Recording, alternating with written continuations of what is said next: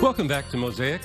Our guest today is Professor Kevin Starr, author of the book Continental Ambitions, Roman Catholics in North America. Now, Kevin Starr, let me ask you this about your title. You say in your introduction that there are many fine histories of Catholics in America that have a regional or national perspective. The perspective you've taken is continental. So it's a larger perspective. Why did you adopt this perspective? Where does it take you? Well, I adopted this perspective because it was adopted by two very strong Catholic civilizations in the 14th, 15th, 16th century, which is to say New Spain and New France, and a very small, to a lesser degree, by the Catholic colony of Maryland. I adopted it also because I wanted to get that mixture of approaching the continent of North America in terms of exploration, settlement, in certain cases conquest, in certain cases rather terrible misbehavior towards the Native Americans. At the same time, that other side, which was submerged and sometimes surfacing in that of evangelization, of coming into this new world, North America, and bringing Catholic peoples there, encountering the indigenous peoples, and then trying to create some kind of Catholic civilization in this magnificent unfolding continent, which of course takes about 300 years fully to explore. It's striking because from your book I was reminded how huge North America is. Yes. We tend to think of the U.S. and Canada, but really from the bottom of Panama to the top of Greenland, and from Newfoundland east to this Bering Strait, that's North America. That's right. And if you look, say, for instance, if you tilt your globe of the world, the Bering Strait's about 40 miles. And if you on the other side, as the Norse found when they settled Greenland, North America was only on a 6 to 10 day voyage away. Yeah. So the settlement begins as early as that. In the year 1000, roughly 1000, you have the Norse from Iceland establish a colony in Greenland that lasts to the mid-1450s, lasts to the middle of the 15th century. You state that in your book, and you say, yes, 1,000-year Catholic history in North America, starting with the Norsemen in Greenland and then coming down. Yes, and the colony in Greenland, the Norse elected to become, the Icelandic Norse elected to become Catholics of their own free will. They voted themselves in as Catholics under the encouragement of Eric the Red Leif Erikson. And for that period of time that they had the colony in Greenland, they had a bishop who arrived in the 1130s. They had a cathedral, the beautiful cathedral Godar. They had two monastic houses. They had a diocesan clergy. In other words, there was a 6 to 10 day voyage from Vinland, which they eventually got over to, and maybe as far south as Chesapeake Bay. There was the North American continent beckoning them. They had sailed off it, and they knew it was there, and it called to them.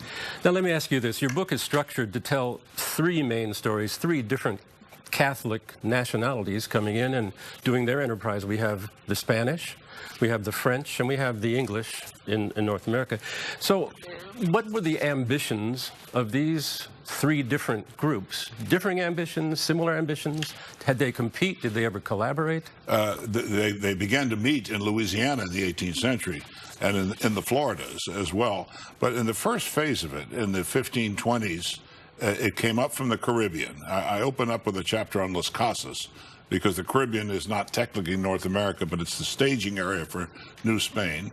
In the 1520s, they come into Florida. The Cabeza de Vaca, there's a great hurricane, and he and three companions are shipwrecked on the shores of North America and walk all the way from Florida to Mexico City. A long time, multi-year pilgrimage, which transforms each of them in a very powerful way. And then you move up into St. Augustine or St. Augustine, how you pronounce that varies. In 1565, you have the creation of a fully realized European-style, Spanish-style city. Yeah. And then I move it over to New Mexico and the encounter with the Pueblo Indians, the Great Pueblo Revolt, also against the coming of the Christians.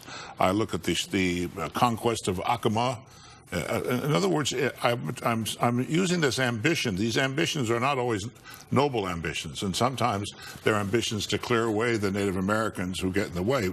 But as time goes on, there's a deepening of relationship, both to the continent itself, in Spain and France, Spain and French culture, a deepening of relationship to the continent itself and to the indigenous people themselves, and to the possibilities of creating a Catholic place. The ambition to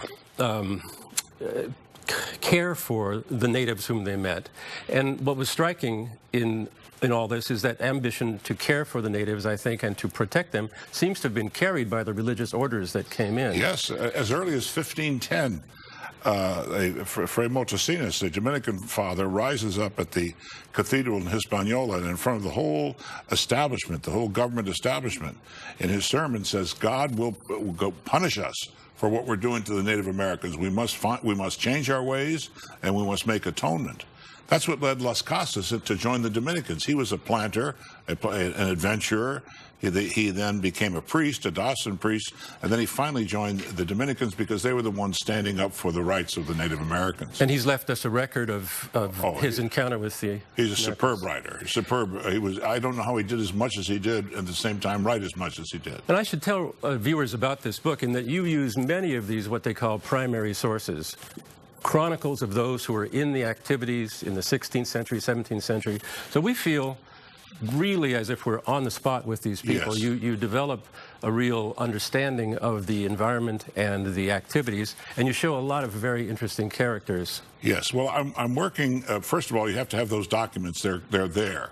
For instance, when Acoma was massacred, there was a hearing back in Mexico City saying, why did this happen? Well, you have the documents, the testimony. And in the case of New France, Samuel de Champlain was an extraordinary writer. The Jesuit Relations, go to over 70 volumes of reports, the Jesuit missionaries. So you have a wealth of information. And I try and move towards interaction of biography of people, individuals, the landscape, and the Catholic tradition then coming to pull all these things together into a new way of being an American. Very interesting. And possibly also a new way of being an American Catholic. We'll come back after this break and talk more with Professor Kevin Starr about his book, Continental Ambitions.